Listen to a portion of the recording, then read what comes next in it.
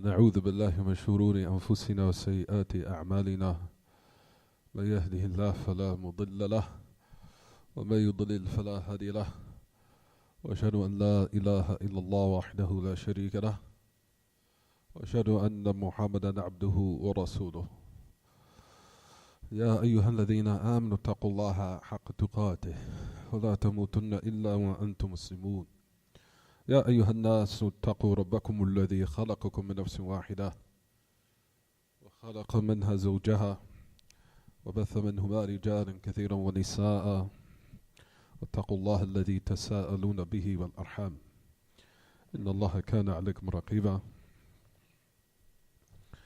يا أيها الذين آمنوا اتقوا الله وقولوا قولا سديدا يصلح لكم أعمالكم ويغفر لكم ذنوبكم ومن يطع الله ورسوله فقد فاز فوزا عظيما أما بعد فإن خير الكلام كلام الله جل في العلا وأحسن الهدي هدي محمد صلى الله عليه وسلم وشر الأمور محدثاتها وكل محدثة بدعة وكل بدعة ضلالة وكل ضلالة في النار. As we continue in Kitaab At-Tawheed, and we stopped at the chapter Bab La Yuzbahu Lillah Bimakanin Yuzbahu Fihi Li Ghayrillah. The chapter which comes in, it is not offered as a sacrifice for Allah in a place which was offered, or it's being offered, and it is sacrifice for other than Allah subhanahu wa ta'ala.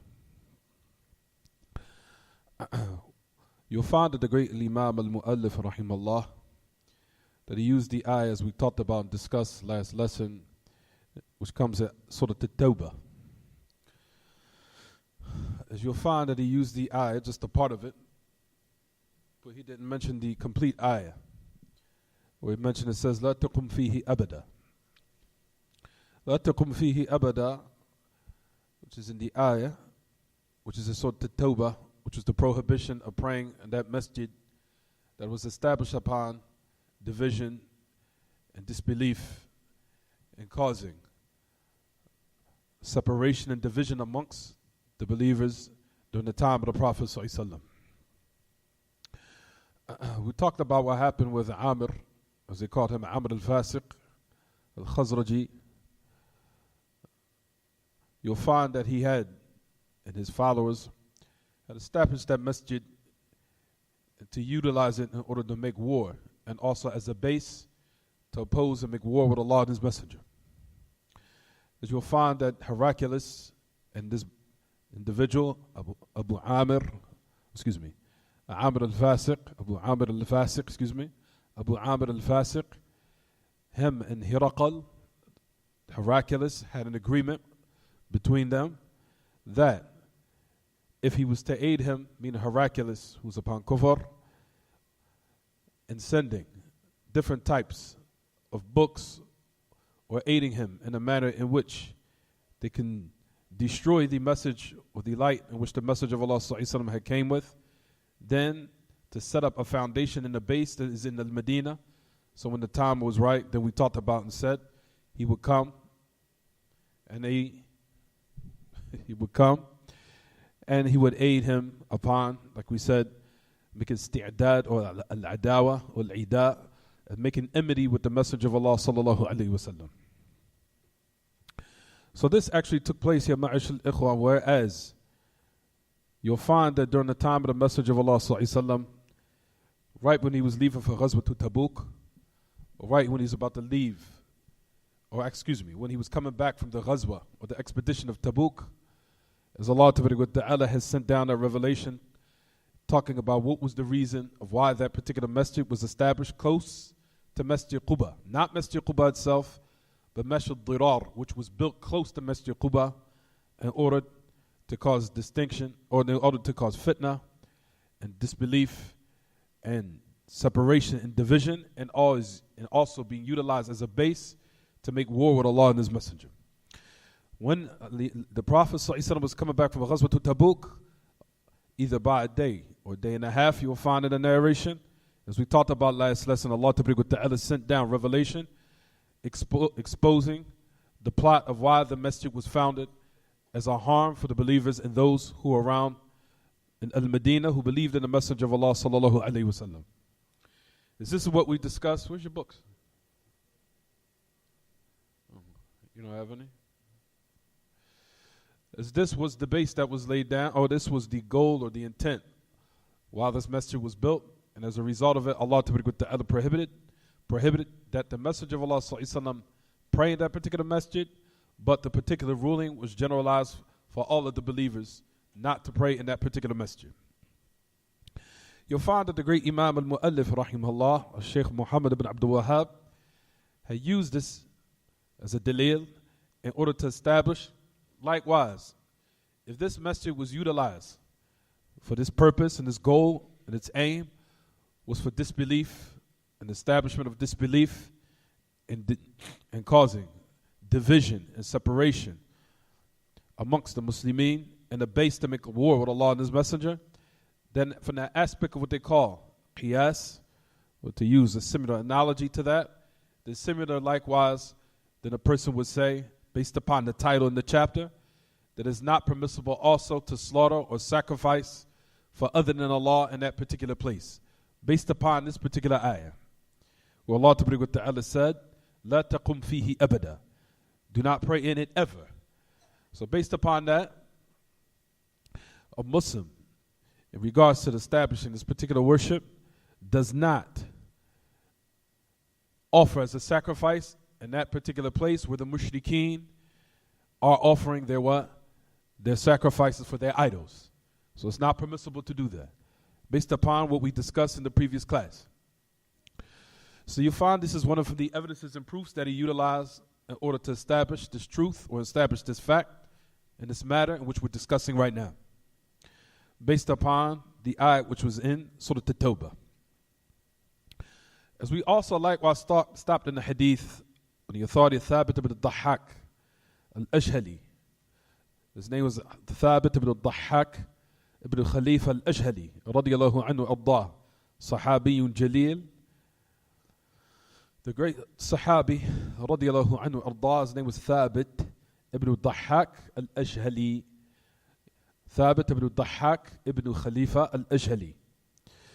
What happened with Thabit ibn al-Dhahhak, as he related this narration, you'll find likewise the great Imam, Sheikh Muhammad ibn Abdul Wahhab rahimahullah, once he mentioned this particular narration, also likewise to aid of why he had put this particular chapter in the book. So not only did he use the ayat which is a Surah At-Tawbah, but he also used the hadith of the Prophet ﷺ, which is also authentic, where the Prophet ﷺ mentioned and said, whatever you want.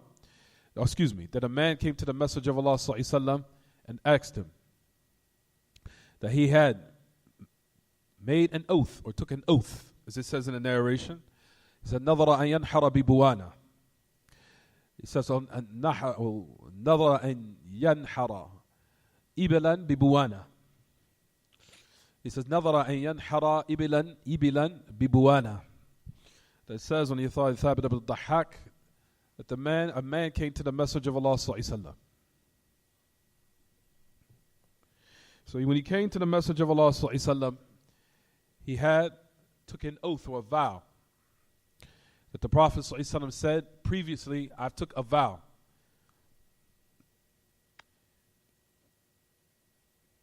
He said that I would take a vow to slaughter a group of what? Of ibil. I took a vow to slaughter a group of what? A group of those she-camels or those camels in a place called Buwana. You'll find that some narrations, Ya Ma'ash al-Ikhwa, when the authority of Sarah bint Miqsam al-Thaqafi, as it comes in Sunnah Abi Dawood, where it gives a little bit more detail and enlightens us a little bit more. It gives us more detail. It gives us more enlightenment in this particular narration. There's another narration which is in Sunnah Abi Dawood on the authority of Sarah bint Miqsam al-Thaqafi, that she related, that she heard from Maymunah bint Kardam. She heard from Maymunah bint Kardam, that she heard her say that I left out with my father in Hajj. When I left out with my father in Hajj, I seen the Messenger of Allah sallallahu alayhi wasallam, and I seen the people, or I heard the people, and they were saying something. He says, so I seen that my father, of course, was going to the Messenger of Allah and asking him something. He says, فَدَنَا إِلَيْهِ أَبِي وَهُوَ عَلَى نَاقَةٍ. He said that my father had drawn close to the Messenger of Allah sallallahu alayhi wasallam, and he was upon a she-camel. He said, وَمَعَهُ دُرَّةٌ كَدُرَّةِ الْكِتَابِ. Well, he has something of a writing, or something with to write in with, which he was carrying or he had with him. He says, فَسَمِعْتُ الْأَعْرَابُ وَالنَّاسِ يَقُولُونَ الطَّبْطَبِيَّةِ الطَّبْطَبِيَّةِ فَدَنَا إِلَيْهِ أَبِي فَأَخَذَ بِقَدَمِهِ قالت فقرأ له ووقف فاستمع منه فقال يا رسول الله إني نذرت إن ولد لي ولد ذكر أن أنحر على رأسي بوانة في عقبة من الثنايا عدة من الغنم. To the end of it. It says when she said that when my father had drawn close to the Prophet sallallahu alaihi wasallam, she said, read to him. And she said, and stop. When he stopped, and he also heard from the Messenger of Allah sallallahu alaihi wasallam. So the father said to the Messenger of Allah sallallahu alaihi wasallam, meaning her father, who was Maymuna bint Kardam, her father. She said, her father said to the Messenger of Allah, verily, O Messenger of Allah, at the head of Buwana, I had took a vow. I took a vow that if I was granted a child, a male child, he said that I will what? Slaughter a group of what? She-camels in this place called Buwana. So the Prophet ﷺ had mentioned and said these details. He asked, which is in your books. Those two details that the Messenger of Allah ﷺ had asked this man. So the man was the father of a woman, of course a Sahabiya. Her name was Maymuna bint Kardam. Her father heard from the Messenger of Allah ﷺ these two details. When he heard these details, the Messenger of Allah ﷺ had answered the question. You'll find in this particular narration, which is in Sunan Abi Dawood, it gave a little bit more detail, where it said, also likewise, she said, I heard from my father say 50 camels. So here in this narration in your books, it just said what? Camels. But what was intended was a group of camels. It was 50. In one narration it says it was 50 camels. So the Prophet ﷺ then asked those particular questions, which was what? هل كان فيها عيد من أعيادها وهل كان فيها وثن من أوثان الجاهلية تعبد. So that's upon that the Messenger of Allah ﷺ had now asked for some more details. After the man had asked the question, and like we said, which was the father of Maymuna bint Kardam. When her father drew close to the Messenger of Allah and asked the Messenger of Allah this question, the Prophet ﷺ gave these details right here. Ask number one, is in that place what, everyone? Is in that place a wathan from the different awthan of Jahiliyyah, the idols from the different idols of Jahiliyyah, which used to be worshipped besides Allah? And as we know, ya ma'ash al-ikhwa, what is the name of wathan, or what is the meaning of wathan? Wathan, waw, tha, noon, wathan, as we know, is that which was put in the image of, whether it be an animal or a person or other than that. It's general. So that's the meaning of wathan. And we know that the plural is awthan. In contrast to sanam. Sad, noon, mim, sanam. A sanam, as we know, ma yuda'u ala surah. That which was put in the image, whether it be an animal or a person. In regards to al-awthan, or the meaning of al-awthan, that it can be that put in an image of a person or an animal or other than that. So, wathan is more general than sanam. Sanam is more specific. In contrast to wathan, wathan is more what? More general. So wathan could be an image of a person or an animal or other than that. However, the Prophet ﷺ mentioned the word wathan.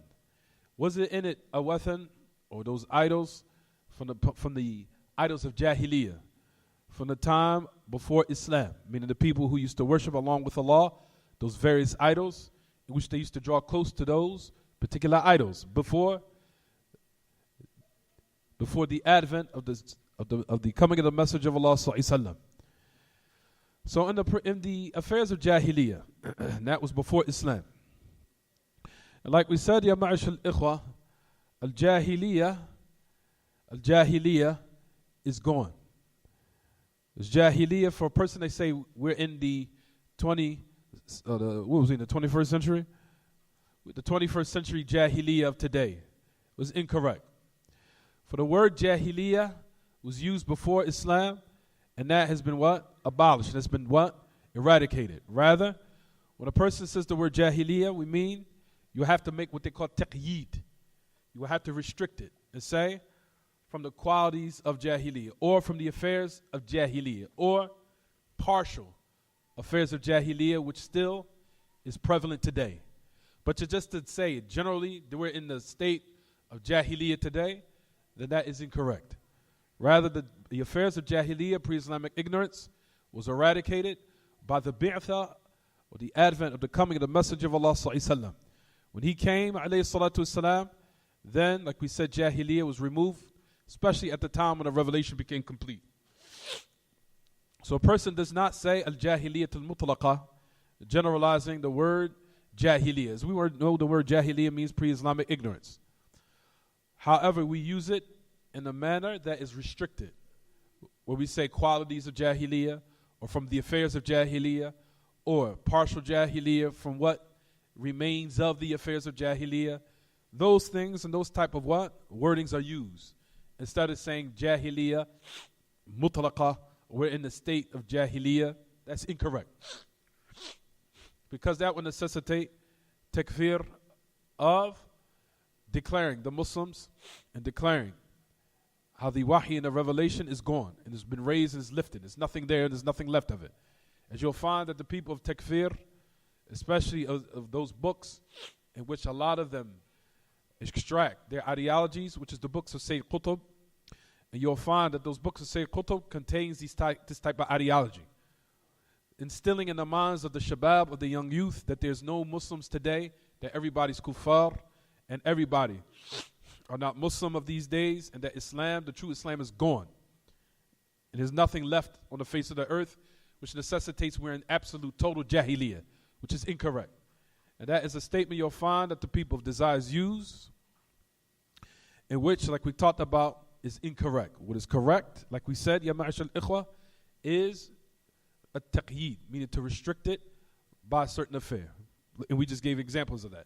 One example, you'll find that the Messenger of Allah sallallahu alaihi wasallam said in the hadith, which is in Kitaab At-Tawheed also. He says, for example, ithnatani fi ummati min umur al-jahiliyyah. And one narration says, arba'atun في أمتي من أمور الجاهلية لا يدعونه ولا يتركونهن الطعن في الأنساب والفخر بالأحساب والاستسقاء بالنجوم والنياحة. For example, the Prophet ﷺ gave an example of this. For example, he said, 4 traits or 4 affairs will still remain in my ummah from the affairs of Jahiliyyah. From the affairs of Jahiliyyah. So the Prophet ﷺ gave an example of what? Of restricting Jahiliyyah to a certain what? Quality or certain qualities. For example, in this hadith, the Prophet ﷺ said, he says, one narration says 2, another narration says 4. He says arba'atun, and one narration says ithnatani min umul al-jahiliyyah fi ummati min umul al-jahiliyyah la yatrukunahuma or la yatrukunahum.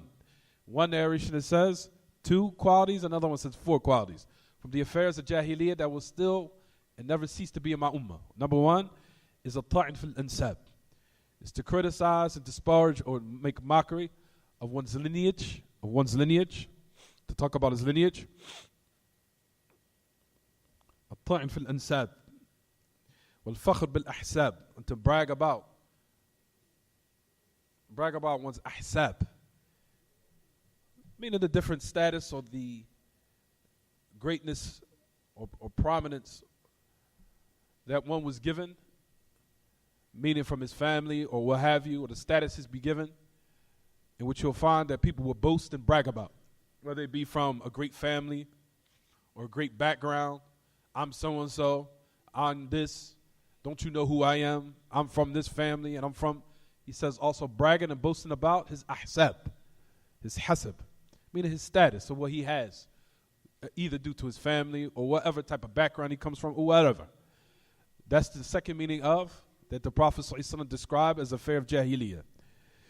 And then he said, al-istisqa bin nujum wa niyaha.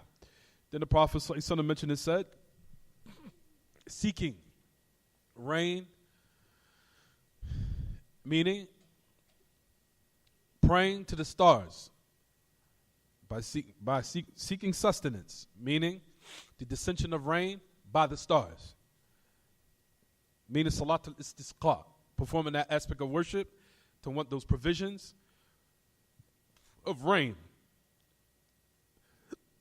And you'll find that the people used in Jahiliyyah would ask, or they would turn towards the stars, praying to the stars, in order to attain those provisions of the rain descending from the heavens. The Prophet ﷺ said this is also an affair of Jahiliyyah that his ummah will not leave off. And then another one, he said, alayhi salatu wasalam, wailing over the dead, a niyaha, wailing. And another narration says, a nouh or a niyaha illa al-mayyit, which is to wail over the dead person. The point of why we mention this, ya ma'ashal ikhwa, is not to, for those four affairs or enlightenment of those four matters, but however that the Prophet ﷺ restricted the affair. He didn't say it was generalized and say that this ummah will be in Jahiliyyah. The Prophet ﷺ didn't say that. He said there are certain affairs or certain qualities of Jahiliyyah that will what? That will what, everyone? That will remain. So the Prophet ﷺ restricted it. He didn't generalize it. Also likewise, just give me a second. Also likewise, for example, when the Prophet ﷺ, when he reprimanded, and he also, just keep it down over there a little bit. Just a little bit, keep it down. The kids over there, just keep it down a little bit. Boom, boom. Also, for example, when the Prophet ﷺ gave another example of what we're just saying, he said, when the person, one of the Sahaba had what? Had criticized another one of the Sahaba by his mother, where he said, Ya ibn as-Sawda.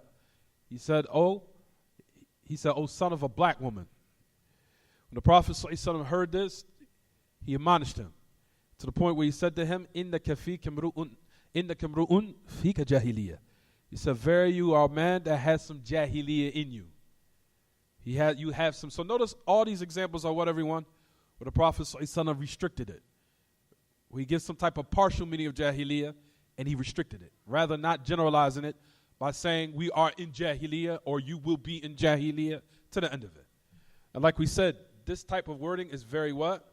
Dangerous. And you'll find that the majority of the people of takfir utilize these type of wordings in order to instill in the minds of the youth, especially these days, and they try to brainwash them by using these type of words to instill in them takfir, to instill in them to declare that everyone are non-Muslims and unbelievers, which justifies for them to now what? Go out and kill and commit murder and bloodshed and pillage and all these different types of atrocities that take place. This legalizes it.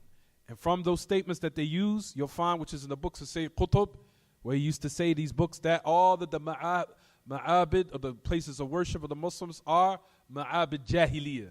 They are all places or these religious places are religious places of jahiliyyah, necessitating that all of them are what? Kuffar. So that's the reason why one has to be what? Careful when he uses the word jahiliyyah. When he uses the word jahiliyyah, make sure that he uses it in a manner that's restricted, not generalizing it by saying we lived in the 21st century jahiliyyah, or we live in a time now everything is jahiliyyah, which necessitates that all of the Muslims, all of them are kuffar to the end of it. طيب. So if you notice in the hadith, ya ma'ash al-ikhwa, it says, Thabit ibn Dhahhak radiyallahu anhu, it says, نَظَرَ رَجُلٌ أَنْ يَنْحَرَ إِبِلًا بِبُوَانَ. As we'll start from the beginning. As we talked about before, ya ma'ash al-ikhwa, in the last lesson, we said that the meaning of nadhr is what we talked about, and this is where we stopped at last class. The meaning of nadhr is a vow. It's to take a vow or make a vow. Nadhr, as we talked about, هو إلزام المكلف نفسه طاعة لله ولم تكن واجبة بأصل الشرع. you'll find that the meaning of nadar, as a matter of fact, nadar is going to come in the next chapter. You'll find that he made it, each chapter, what, connecting with the other. The chapter that came before this one was what, everyone? How it's impermissible to slaughter for other than Allah is considered what? Polytheism. Then you have this chapter, which is what? It's not permissible what? To offer a sacrifice in a place that was offered in it, or is being offered in it, or sacrifice. Exactly. Then you have the third, which is going to come, which is also connected in the chapter, which is going to come right after, which is what? Nadar. So that comes right after the chapter. So you find that it's all in correlation and it's all connected with each other. طيب. So we say in this regard, I don't know my ear yet. So in this regard, we say, for this narration here, that the meaning of nadar is for the abd, or the servant of Allah, to bind upon himself something, or an obedience which was not obligatory, in the origin of the Kitaab and Sunnah. إلزام المكلف نفسه طاعة لله لم تكن واجبة بأصل الشرع. It was not obligatory in the origin of the Kitab and Sunnah. Rather you what? Binding yourself and obligated yourself with this obedience, where Allah Ta'ala did not make it obligatory. As we talked about, Ya Ma'ashal Ikhwa, this chapter is going to come, and I don't want to give too many details because in the next chapter is going to lay it down and give a lot of details in this regard. And I gave a little bit of details in the previous lesson, and I think it's not really befitting until the next chapter that we give all the details. So another is going to come, inshallah. However, you'll find another, as we talked about before, another taking a vow is a type of ibadah for Allah. And it's only exclusively for Him subhanahu wa ta'ala, and it's not for other than Him. Even though it's discouraged that one should not do it. Highly discouraged that one should not do it, as it's going to come in the narrations of the Prophet sallallahu alaihi wasallam, that he highly discouraged that one put himself in this type of what? This type of jam. And it is a jam once a person has what? Said it, and he has put himself in this type of what? In this type of position. So the Prophet ﷺ said authentic narration where he said, as we talked about, we're going to don't write nothing down, it's going to come. As he talked about one narration, he says, La tandhiru. That's clear. Do not take a vow. How clear can you get more than that? La tandhiru. Don't take a vow. In another narration, the Prophet ﷺ said, Innahu la ya'ti bi khayrin. It does not bring any good. Innama yustakhraju bihi min al-bakhil. Verily, it's extracted from the one who's stingy. So the Prophet ﷺ highly discouraged that one not do it. And you'll find that some of Ahl Ilm, which is going to come in the next chapter, where some of them even go to the opinion of that it's muharram, that it's impermissible. Now, you'll find that some of them mention that, which we'll discuss in the next chapter. It's coming. But however, we'll say that now if you do it, now you have to what? Fulfill it. And if you fulfill it, it has to be with two conditions, in which we're going to discuss in the next narration, or rather it's in the same narration, excuse me. For number one, it has to be obedience for Allah. It cannot be disobedience. So that's the first condition, as we know. It has to be ta'ah, has to be obedience. Secondly, it has to be something that is in your ownership. It cannot be something that you do not own, or that's not in your ownership. If it's not in your ownership, it's not permissible to you to take a vow or utilize it or utilizing in this particular worship of what? Of taking a vow for Allah. And we'll give examples.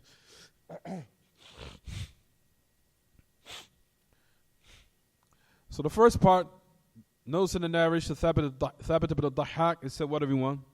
That a man had took a vow to slaughter a group of camels, like we talked about before. Even though it was mentioned Ibil, but one narration, which is in Sunnah Abi Dawood, it said it was what? 50 camels. So the meaning of it was a what? Was more than just one of what was mentioned here in this narration. Then it says in a place called Buwana. Buwana, ya ma'ashal ikhwa, is a place now which is currently, of course, in Saudiya. It's in Saudiya right now, One narration that says it's between Mecca and Al-Medina, which is in a place which is known of, which is called As-Sa'diyah, which is As-Sa'diyah, which is close to, it's close to more to Al-Medina, in a place called Yanbu'. Everybody knows it who lives in Saudi, even I know, because Yanbu' is not too far out from Al-Medina. It's either close to there, or it's in another place which is close to Yalamlam, which is the miqat of Ahl Makkah, when they want to make Hajj. They either said it's in the, just any rate. It's in a place where is what? It's in a place which is close to, like we said, either between Mecca and Medina, or in the borderline of which is close to where a person makes Hajj, which that place is called Yalamlam, which is the miqat. So if you want to make ihram, when you assume your state, when you want to perform Hajj or Umrah, you will pass by the miqat, and that is the place that one would pass by if he was coming from the southern border. If he's coming from Yemen and he was passing the southern border, and if he was going up, he would pass by a miqat, or a place which is called Yalamlam, which is the people from Yemen to make Hajj from or make Umrah from. But at any rate, they say that Buwana was either in that place or a place that was close to Yanbu', which is close to Al-Medina in these days and times. But at any rate, whether we say it's from that place or that place, we know that it's a place that is close in the vicinity of Mecca, Al-Medina, or close to the border, close to more where Yemen is located, in that location or in that vicinity. But at any rate, so Buwana is that place. So the Prophet ﷺ had asked, isn't in it those idols from the idols of Jahiliyyah? And we already gave a little bit of details of how to use that word Jahiliyyah. So notice the Prophet ﷺ also gave another type of what restriction in this narration, where he said, was it from the idols of Jahiliyyah, before Islam, that it used to be what? Worshipped. Excuse me. He said no, it was not. He says, was it in it a Eid, a celebration from their celebrations? He said no. When the Prophet ﷺ had asked these details, of course we're going to talk about that inshallah, how the Messenger of Allah, in the religious ruling he gave, he had performed something called istifsal, meaning he sought more details from the questioner. Before, he answered directly. He waited, and he had poised, and Messenger of Allah had paused and waited for him to finish, and then he sought from the questioner more details. So the Prophet ﷺ had asked him, you'll find, as we know, the meaning of Eid, based upon what Shaykh al-Islam Taymiyyah has said, the meaning of Eid, as we know, is al-Eid. Why is it called Eid in the first place? Because we know it's from the word Aud, or Aada Ya'udu, meaning that it repeats itself every year and it comes back again. That's why something is called a Eid. Eid. All right, everyone? He says, اسم لما يعود من الاجتماع العام على وجه معتاد عائد إما بعود السنة أو الأسبوع أو الشهر ونحو ذلك. والمراد به هنا الاجتماع المعتاد من اجتماع أهل الجاهلية. He said the word Eid is a name for what repeats or returns from the general gathering upon a manner that is what? Consistently done. And it comes back and it returns every year. So that's the meaning of the word Eid, because it repeats. It comes back again. So that's why they call it Eid. From the word Ya'ud, or Aada Ya'udu, or Auda. Auda, as we know in Arabic language, means to return, or to come back again, or Auda. And even if you find in the Arabic language, a person would say A'id, A'id, meaning repeat it again, A'id, A'id. That's how they would say it in Arabic. If a person said repeat that, A'id, A'id, repeat it. So that means what? Because from the word, well, as far as Eid, there's something different. Ayyada yu'ayyidu means Eid. But at any rate, you'll find that the derivatives all go back to the same root word. But at any rate, of the reason why it's called Eid, because of what, everyone? Because it repeats itself and it comes back and it returns. From a general gathering, which is done in a consistent manner every year.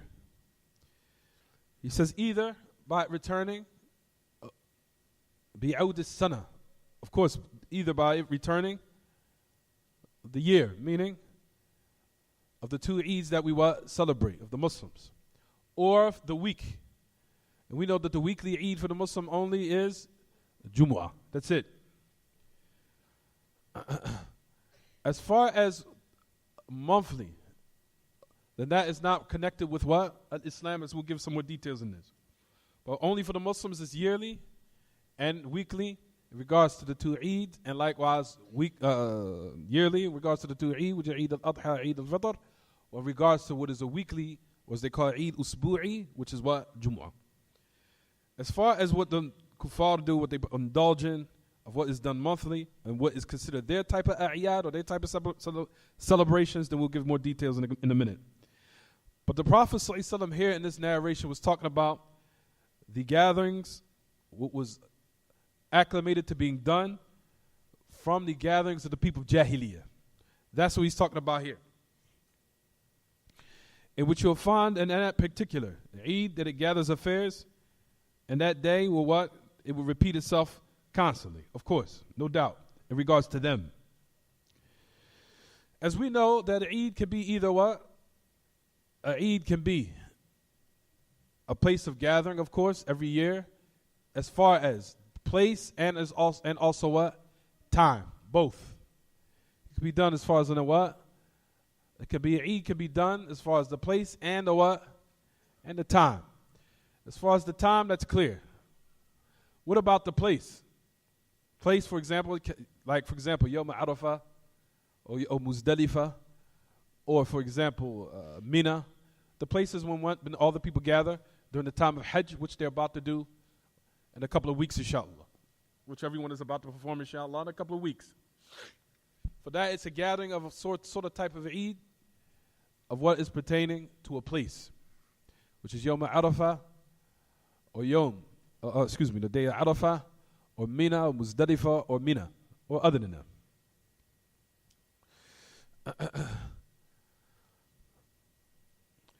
For you'll find that these particular places or times are particularized by aspects of worship and certain types of rituals that people indulge in, of course. Either by place, of course, or by time, as we'll talk about, or we already just gave a couple examples of that.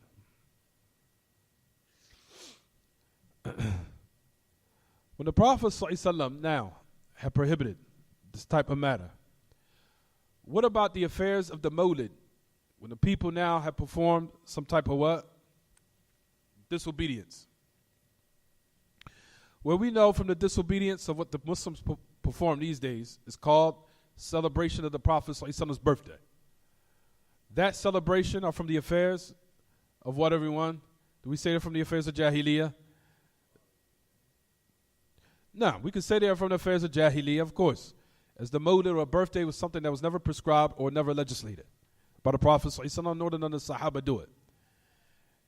Tayyib, this place in which you'll find that the people celebrate the Prophet ﷺ's birthday, you'll notice what takes place in it of all different types of munkarat, all types of evil. From those affairs that they perform is polytheism. You'll find in the Mawlid, or the people who celebrate the Prophet ﷺ's birthday, the people are committing acts of polytheism in it. You'll find that the Muslims are calling on the Messenger of Allah ﷺ. Or they'll say now that he is now here. He's here. I can feel it. He's here amongst us. His presence is here. Or you'll find that they even invoke the Prophet ﷺ by raising their hands and also calling on his name. O Messenger of Allah, do you hear us? We feel your presence, to the end of it. No, you'll find that this takes place still to this day. And it takes place here in America. For those who do not care about the affairs of Aqidah and the belief system, which is was supposed to be correctly taught to the Muslims, you'll find that they indulge in these type of matters.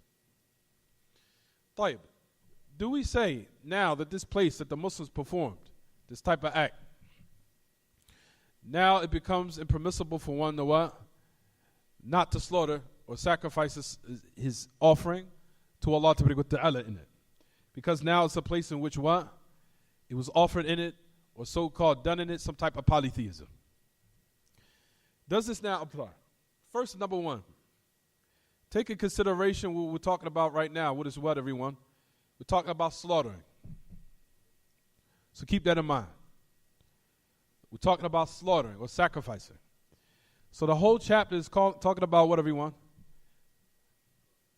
Offering is a sacrifice for Allah in a place which is offered in it, a sacrifice for other than Allah.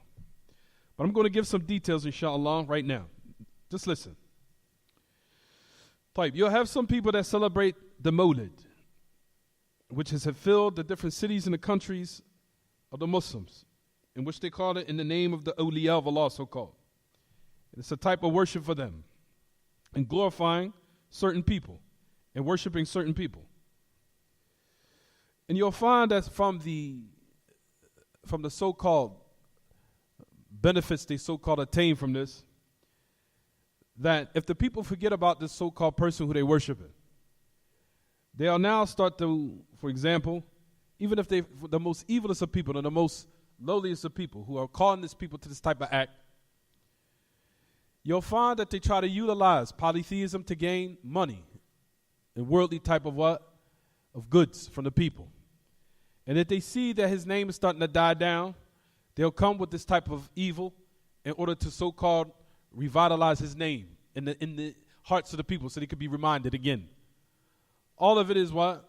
Is done in order to attain so-called money, or for it to be something that's worldly gains in order for the people to what? Give it to them.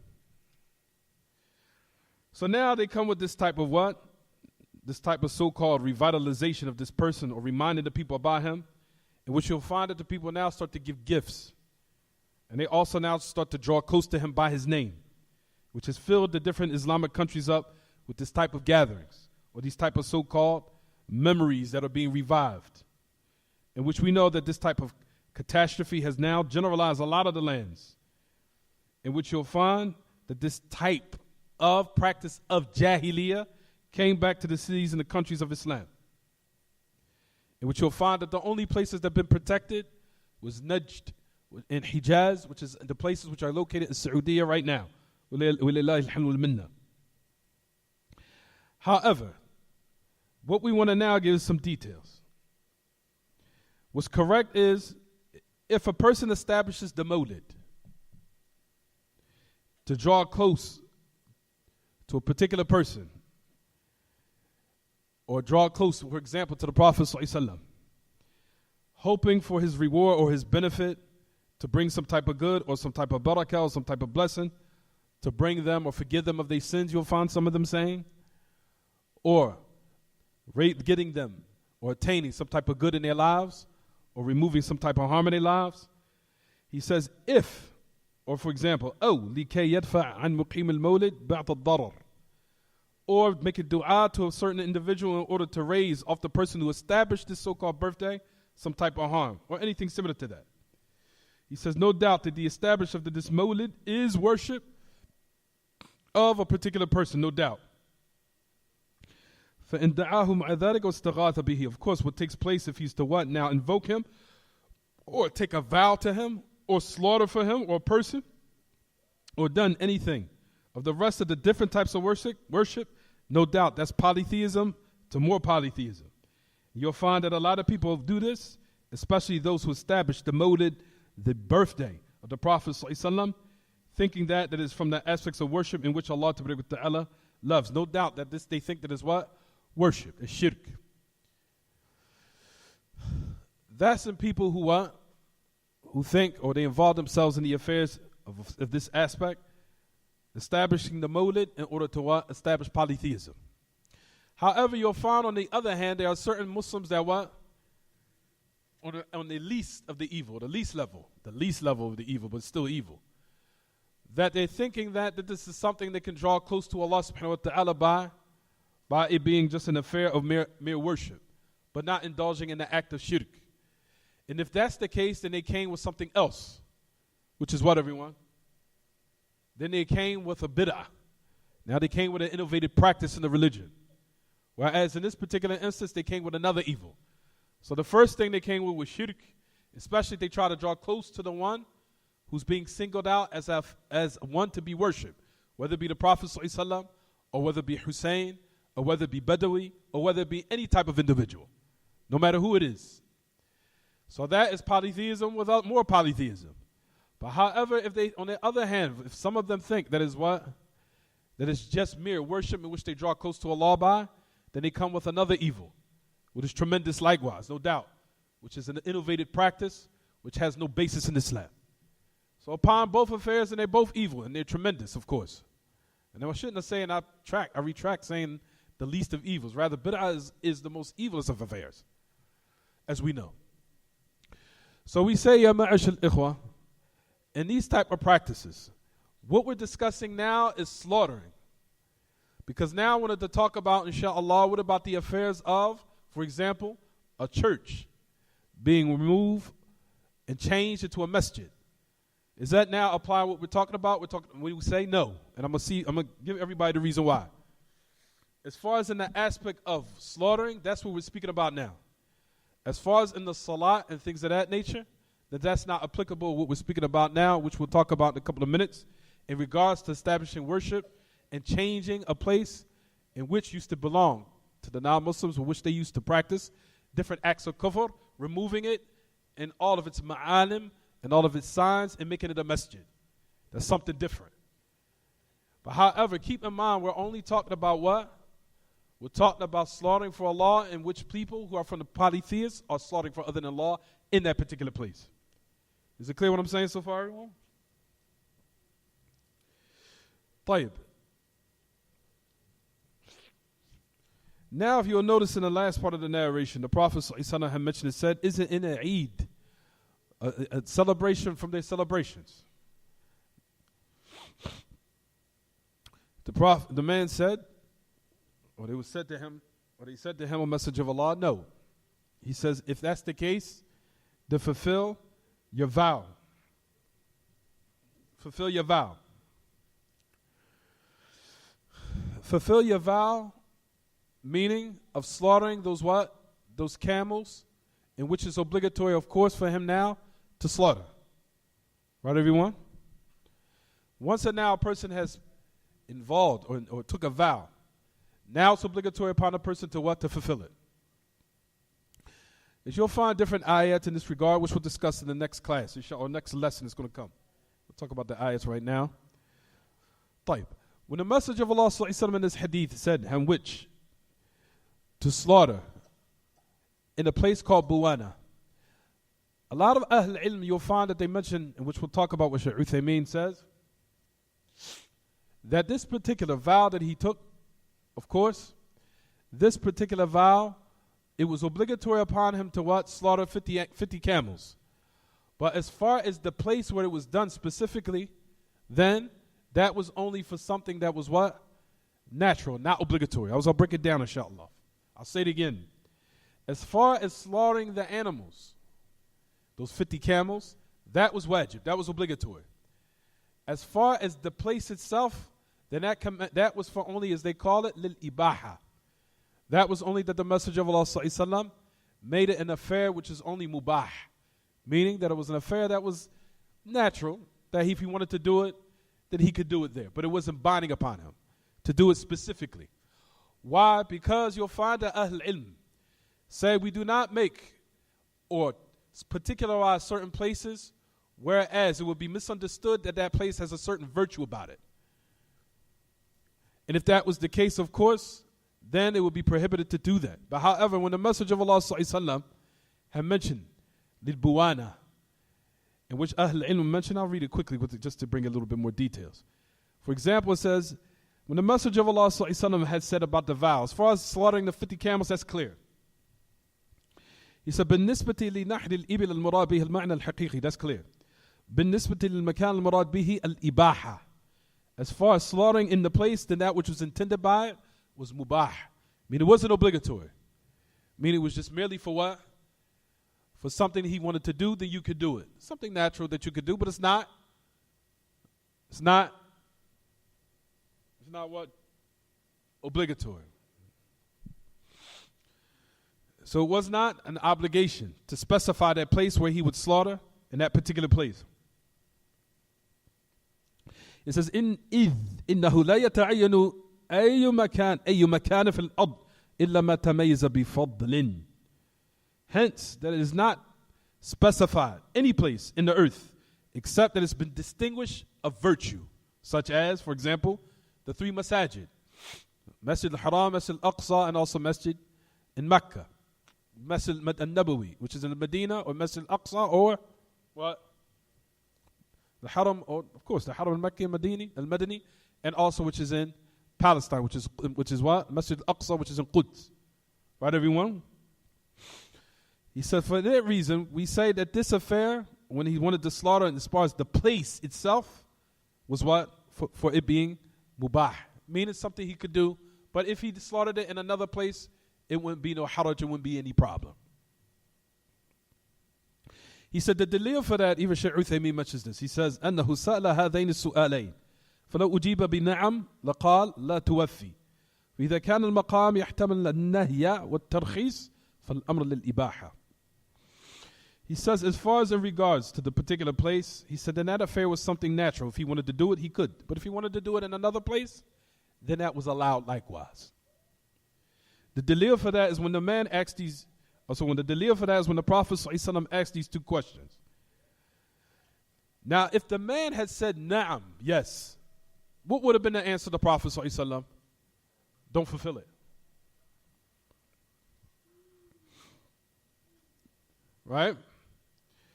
He said, فَلَوْ أُجِيبَ بِنَعَمْ لِلْمَكَانِ فَلَوْ أُجِيبَ بِنَعَمْ. If it was now given a place as far as in لِلْمَكَانِ فَالْأَمْرُ لِلْإِبَاحَةِ. He said, فَلَوْ أُجِيبَ بِنَعَمْ لَقَالَ لَا تُوَفِّي. He said, for that reason, فَإِذَا كَانَ الْمَقَامِ يَحْتَمَلَ النَّهِي وَالتَّرْخِيصِ فَالْأَمْرُ لِلْإِبَاحَةِ. He said, for that reason, if the situation now that it necessitates, or it probably carries either a prohibition or an allowance or permission, he says for the affair as in usul al-fiqh, or not in usul al-fiqh, excuse me, in the qawa'id al-fiqh, not usul al-fiqh, and the qawa'id al-fiqh, then the affair is for something that is what? Natural. Meaning it wasn't obligatory upon him to what? Slaughter in that specific place.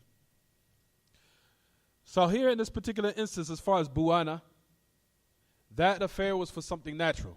Like we said, it's not permissible to now show a place where it has some type of distinguished virtue. And that reason the Prophet ﷺ, of course, said he could do it, but if he wanted to, he could do it in another place. But what was binding upon him is what? That he would have to what, everyone?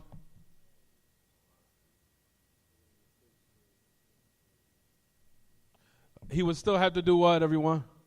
Still have to slaughter the cannibals. Where's your mind today? You got something on your mind? Oh, yeah, you got something on his mind. طيب. As far as another, ya ma'ash al-ikhwa, then it breaks down the different categories. Another. You have another of obedience. Number one. You have taken a vow, which is a vow of obedience. A vow of obedience. What the Prophet ﷺ has said, Man nadra an yuti' Allah fal yuti'hu. Wa man nadra an ya'si Allah fal ya'si. What the Prophet ﷺ mentioned and said, whoever took a vow to obey Allah, then obey him. What's another of obedience? For example, if Allah cures my brother or cures my mother, then it's upon me for Allah to fast 2 weeks straight. This is a type of what, everyone? Obedience. Type. There's a lot of examples of this. This is one. Type. Number two, type of another is what? Number two. You have an... No. We're just giving examples another. We're giving examples. One example is another type of another is another, a vow of disobedience. For example, if Allah grants me 3 children, then it's upon me for Allah to establish the Prophet ﷺ's birthday next year. Here, this type of another, or this type of vow is what? Disobedience.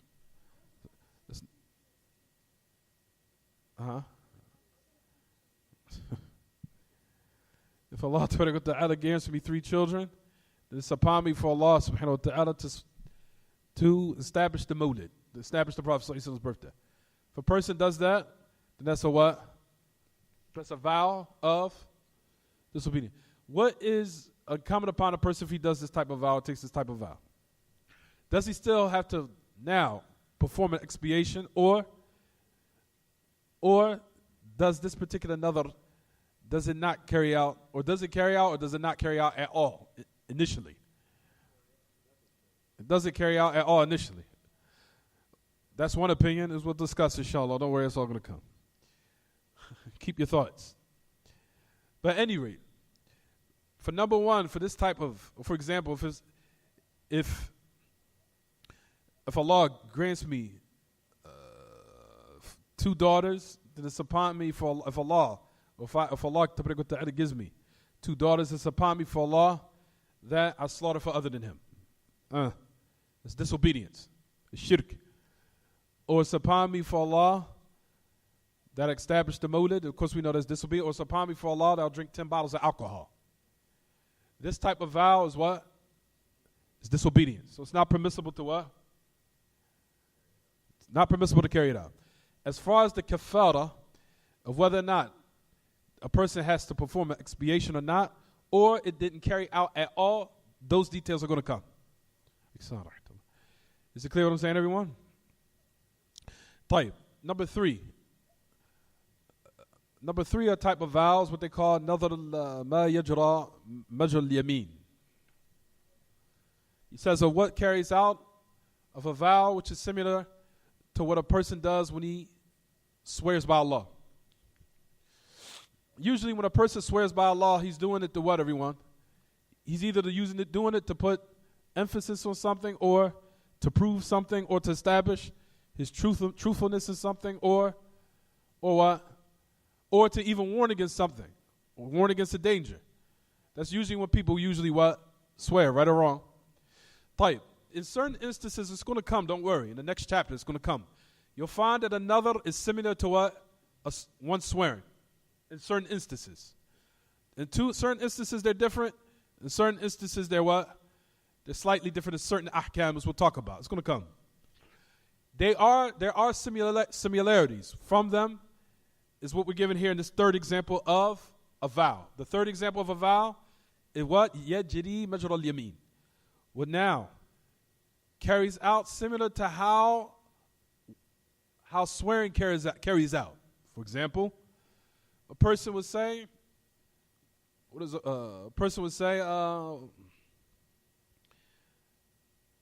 like for example, for Allah, it's upon me to wear this thobe. If it's raining outside, for example, or it's upon me for Allah that I'll wear this thobe. Or meaning basically he's trying to say, I swear by Allah I'm going to wear this thobe. So he uses a vow instead of swearing. It's upon me for Allah to wear this thobe. So a person makes this type of vow with some coming upon him, of course. Either, of course, he would do it, or he would give an expiation of what they call kafara to yameen. We're going to talk about that, don't worry. We're just giving the different types of nadhr. So the third is something that, for example, a vow which is similar to what? Swearing by Allah. For example, for Allah, today, I'll wear this thobe. Or for Allah, today, I'll wear these shoes. For Allah, today, I will wear these type of what? This type of clothes. Or for Allah, it's upon me for Allah to eat this particular food, or this chicken, or what have you. Which one should not play around with. But if they do it, then of course, then like we said, he's either given the choice or the alternative to either what? Do it, or he would make an expiation. Like, that's number 3. Number 4 is what they call nadhr al-lijaj wal-ghadab. What's the problem?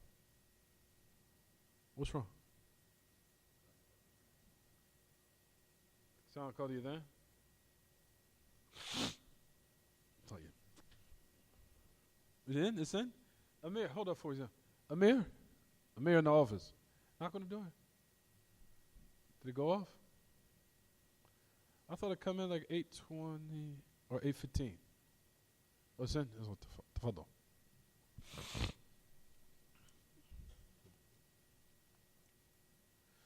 ما يجري مجرى اليمين وهو نذر المباح ويخير بين فعله وكفارة اليمين مثل لو نذر يلبس هذا الثوب فإن شاء لبسه وإن شاء لم يلبسه وكفر كفارة يمين.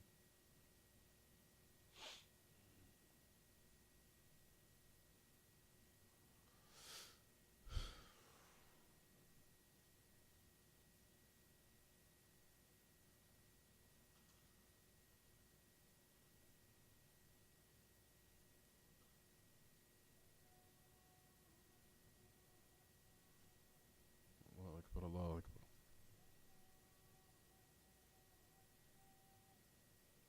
Allahu Akbar, Allahu Akbar.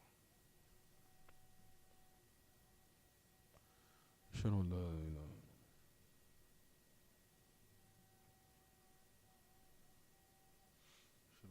ilaha illallah.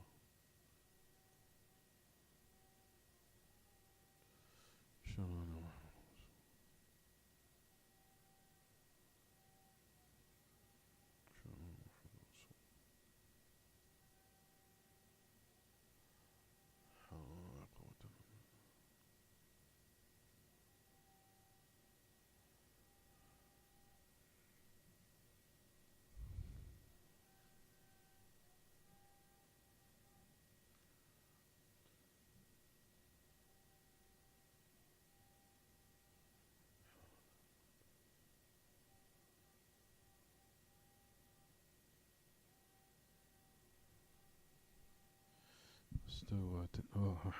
اللهم رب هذه الدعوة التامة والصلاة القائمة آت محمد والسيد والفضيل وبعث مقام محمود الذي وعدته. طيب يا معاشر الإخوة, like we said, the first type of nadhr is nadhr al-ta'ah, the vow of ta'ah, of obedience. I think that's clear, right everyone? Then we have nadhr al-thani, which is what? Nadhr al-ma'siyah, which is the vow of disobedience. Meaning, in ولد لي ذكران وأنثى أو ولدان وأنثى لله علي أن أشرب الخمر, فهذا نظر المعصية فلا يجوز, فلا ينعقد أصلا, كما سنعرج على التفاصيل في حينها. طيب, we said that's the second type of what? Nadhr, which is what? Of disobedience. It's not permissible to what? Do it. Right, everyone? Because that's one of the conditions of what? Nadhr. طيب, the third is what? It's similar to swearing by Allah, what certain people would do. They'll use another to take the place of what? To take the place of what? Of swearing. ما يجري مجرى اليمين. اليمين, meaning to swear by Allah. For example, person will say, Wallahi, I'm aware this. Wallahi, I'm aware the stove today. Oh, Wallahi, I'm going to eat this food today. I'm going to eat this food.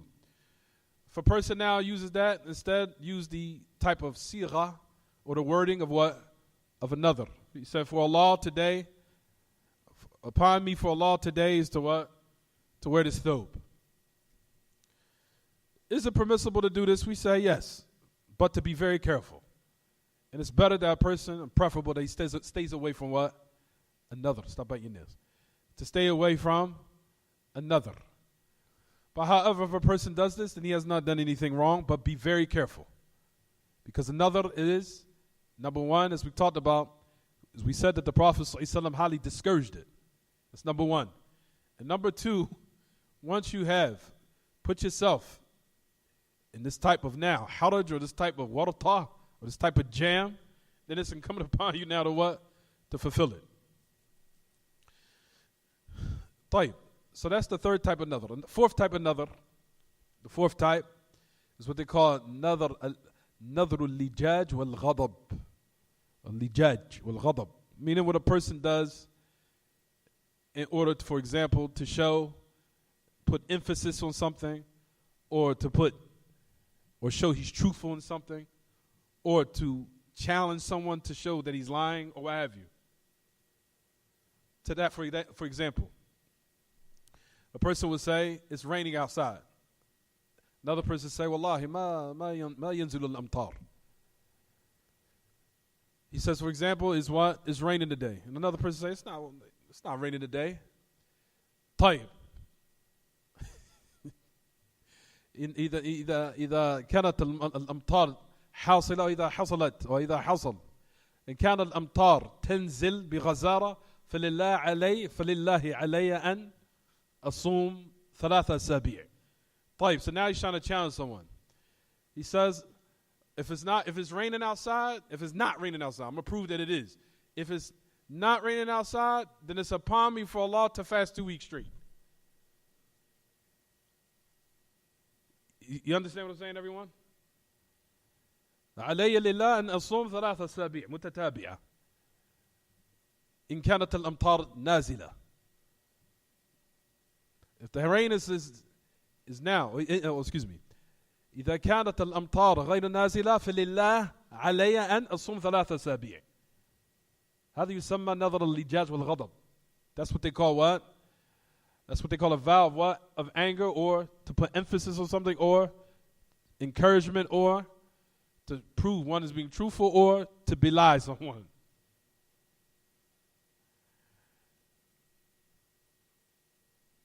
طيب, what do we say about this type of what? What would he have to do? He would either have to fulfill the vow, or he would have to what? Make an expiation. All that's going to come in the next chapter. Don't worry. Because it's going to come, all the ahkam revolving around another. In the next chapter. It comes right after this one. I'm going to explain what the meaning of kafarat yamin is. Don't worry. The expiation of one swearing. But at any rate, if a person does this, and of course we know he's not able to what? Fulfill his vow, because of not having the ability, of course, then he will have to make an expiation. Okay? But however, this type of nadr was called what, everyone? Nadr al-lijaj wal-ghadab, meaning the vow of to establish an affair or putting emphasis, or what they call lit-ta'keed or lit-takdeeb or lit-tasdeeq or lil-hath, to the end of it.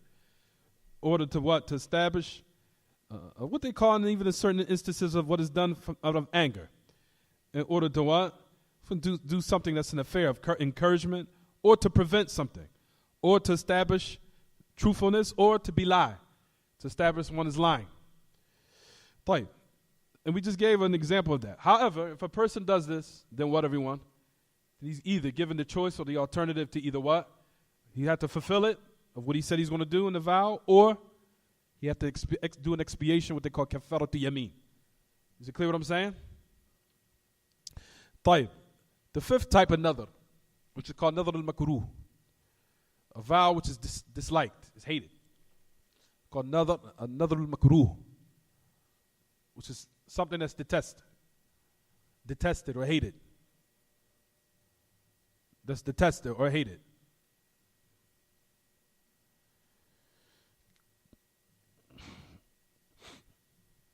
In which is detested that one fulfill it. I'm sure. Can anyone give me an example of this? Of something that's detested? So there's a lot of examples that come to my mind. One. Say it again. How would you say it though?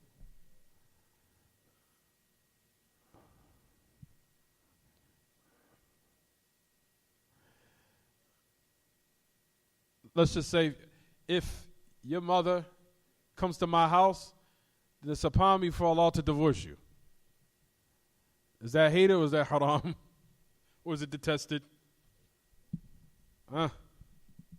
It's upon me for Allah to what? To divorce you. Divorcing your wife is what? Is it haram, brothers? It's not haram. Of course, it's not haram. Even though it destroys the goal of what? From the goals of Islam, which is to bring families and bring people together. In that aspect, of course, it messes it up. But is the man doing something haram? Look. But however, it's what? Detested.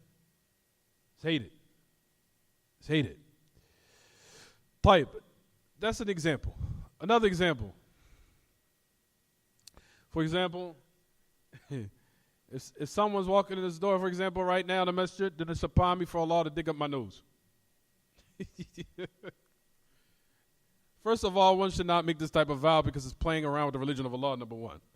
Number two, one digging up his nose, of course, is what? It's detested. It's not haram, but it's what? It's mustaqdar, shay mustaqdar. It's mustaqbah. Something that's vilified, something that's detested. People think, of course, from the aspect of mannerism, that it's detested. Right, everyone? Jayyid. So this is the type of nadr that is called what? Another that is what, everyone? Another that is what? Detested. طيب. Last one, another al-mutlaq, which is called another al-mutlaq. Another al-mutlaq, which is called absolute nadhr, meaning that the one who made the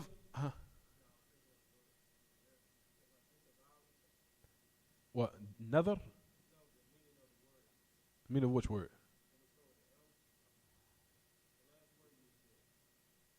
Mutlaq.